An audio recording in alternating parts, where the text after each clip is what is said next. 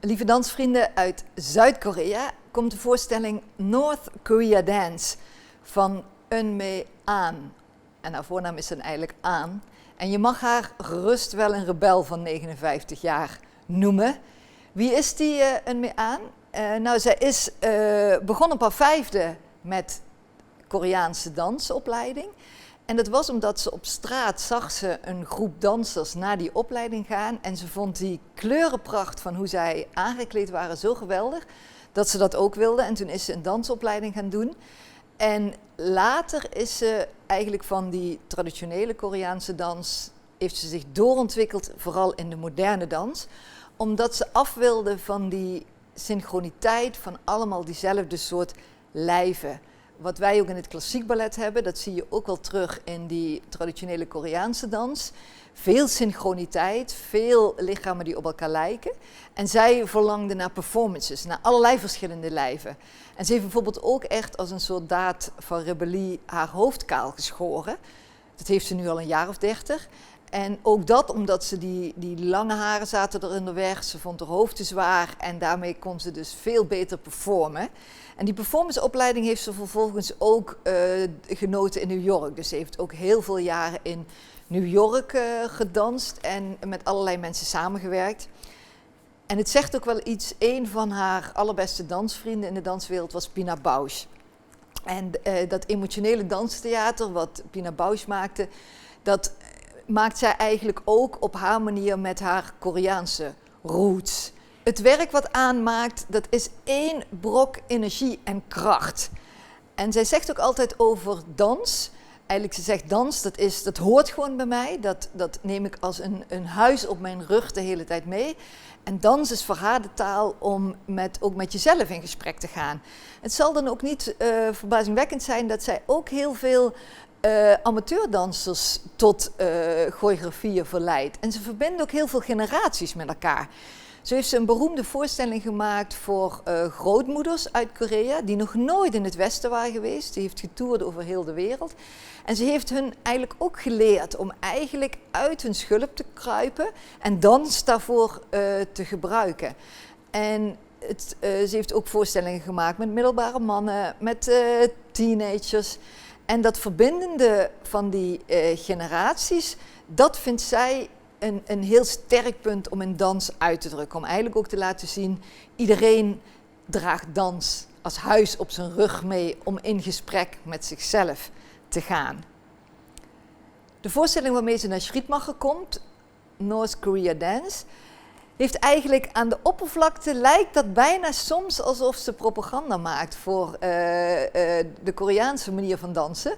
Er zitten heel veel militaire parades in, van die waaierdansen, veel zwaaien ook, want dat zit ook heel sterk in die Koreaanse traditionele dans. Maar als je goed kijkt, zie je dat er ook een soort ironische onderlaag in zit. En dat is heel subtiel, want in Korea is het natuurlijk veel moeilijker om je mening uit te drukken of om commentaar en kritiek te leveren. En dat doet zij eigenlijk heel subtiel in haar manier waarop ze die groep met gouden tressen op hun kostuums en met uitbundige Koreaanse traditionele kledij, die hanbok, hoe ze die inzet in die dans. En we vroegen haar dan ook waarom ze zich dit keer door die traditionele Koreaanse dans heeft laten inspireren en wat ze daar vervolgens voor twist aan heeft gegeven.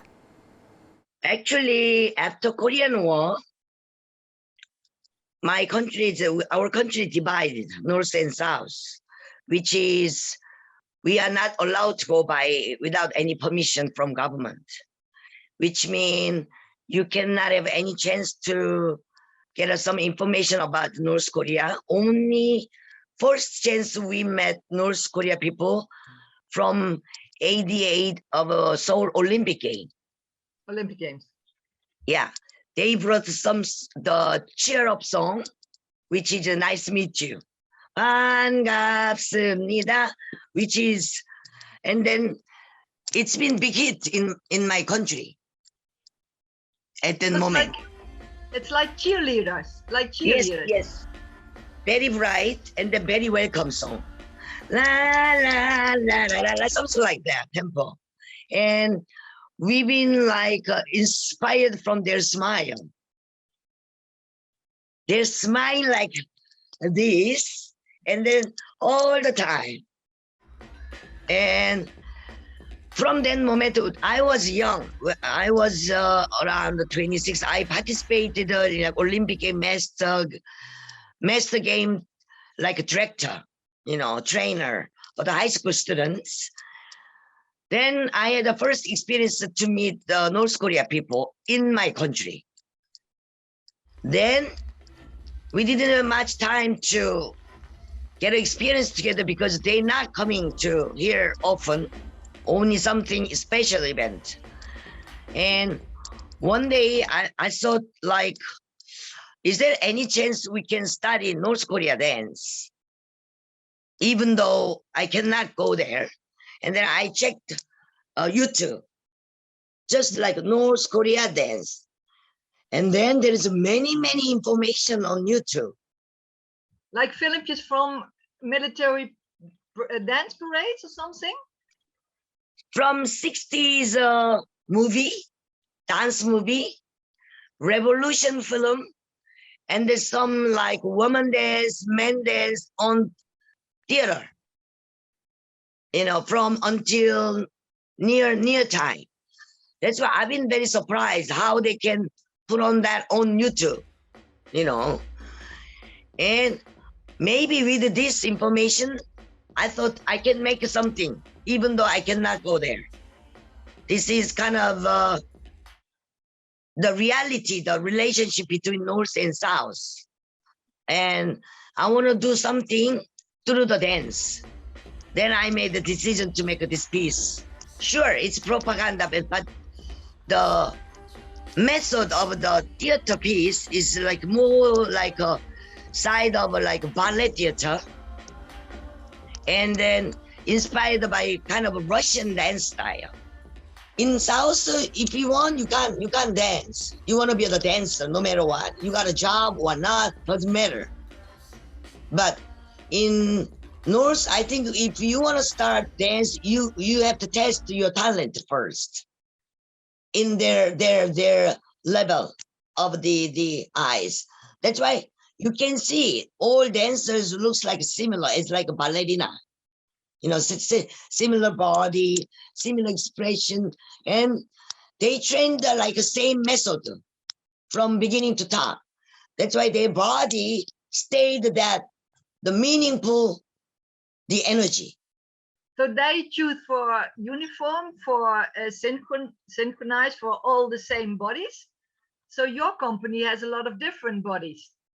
Yes, that's what I wanted to deliver it, because we have same kind of same traditional history before the war, Joseon Dynasty, and then we had a kind of a new style of dance from Western culture. We mixed it together, and then we invited the theater form, and then Seung-Hee Che, one of the world famous choreographer, developed some contemporary new dance at the moment.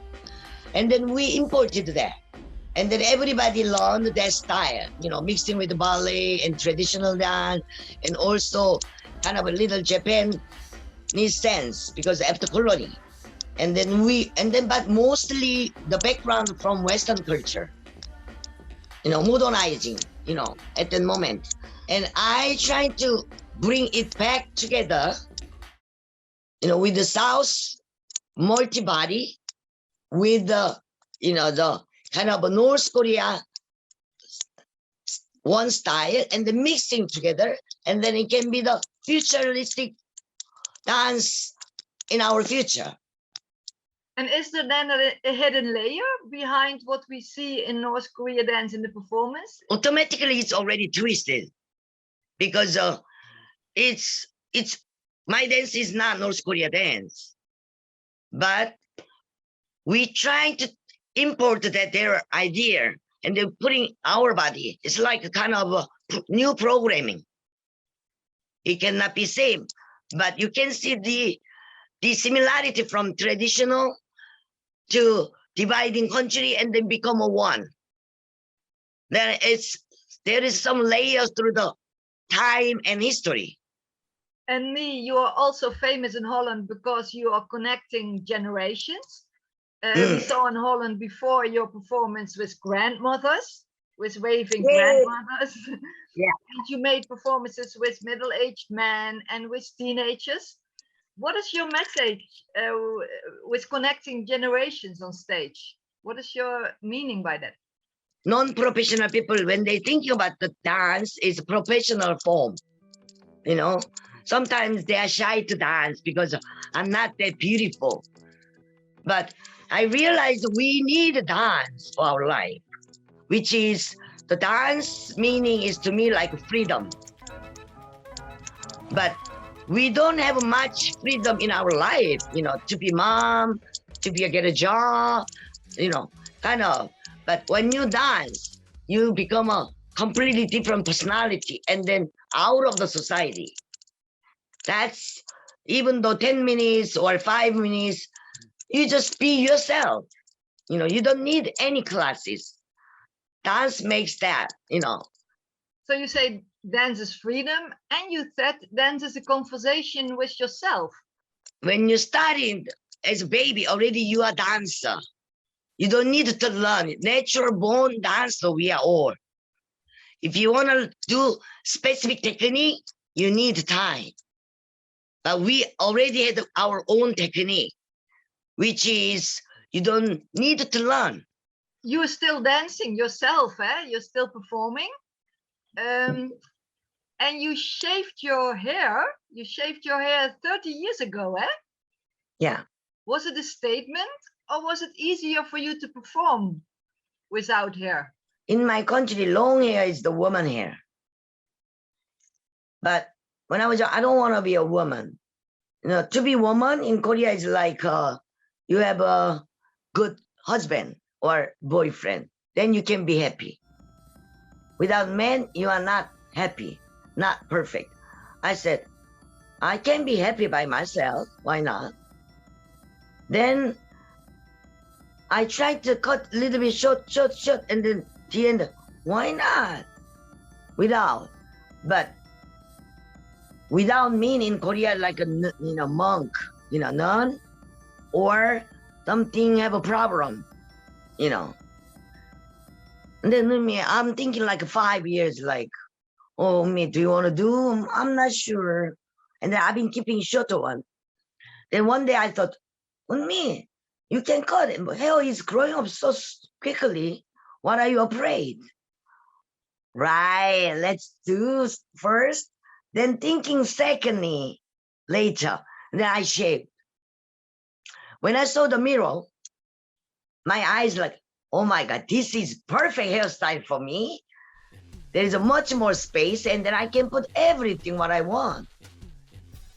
And with my round eyes, and then for the dance, you don't need specific images. It's empty.